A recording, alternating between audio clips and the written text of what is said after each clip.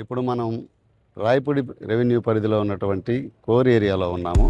ఇటు collector బంగ్లాకి minister బంగ్లాస్కి మధ్యలో ఉన్న పరేడ్ గ్రౌండ్లో ఇప్పుడు 2026 సంవత్సరం స్వాతంత్ర దినోత్సవ వేడుకలు ఎలా జరుగుతున్నాయో, దానికి రాష్ట్ర ప్రభుత్వం ఎలా సిద్ధమవుతుంది, ఏమేమి ముస్తాబు చేస్తుంది అనే విషయాలను ఇక్కడ మనం తెలుసుకుందాము.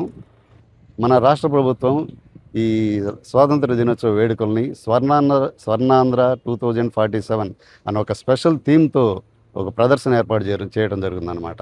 ఈ ప్రదర్శనలో ఏముందంటే ఇప్పటి వరకు రాష్ట్ర ప్రభుత్వం చేపట్టిన సంక్షేమ పథకాల గురించి కానీ, అభివృద్ధి పథకాల గురించి వివరణనిస్తూ ఒక్కొక్క శకటం ఒక్కొక్క వాహనం మీద ఒక్కొక్క ప్రదర్శన, రాష్ట్ర ప్రభుత్వం చేపడుతున్న కార్యక్రమాలని, రాబోయే కాలంలో చేపట్టబోయే అభివృద్ధి పనుల గురించి కూడా ప్రదర్శనలు నిర్వహించడం జరుగుతుంది. మన అమరావతి సిటీ ఇండిపెండెన్స్ డే సెలబ్రేషన్స్కి రెడీ అవుతుంది.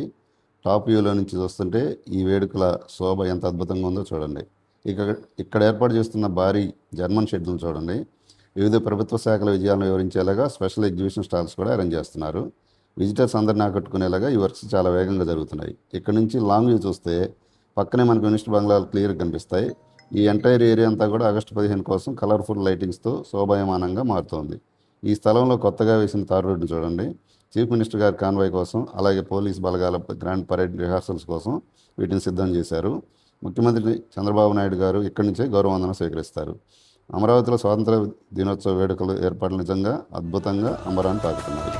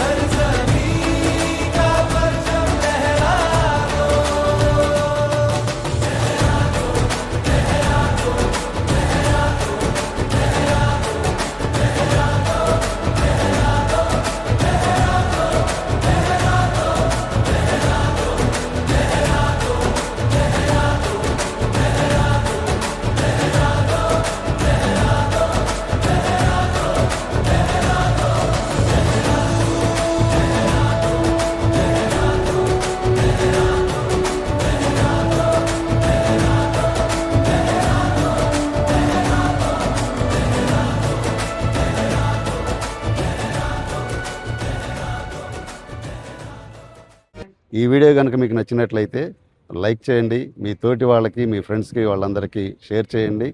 మరిన్ని అప్డేట్స్ కోసం మా ఛానల్ని సబ్స్క్రైబ్ చేసుకోండి. ఇట్లు తెలుగువారి ప్రాపర్టీస్ అమరావతి.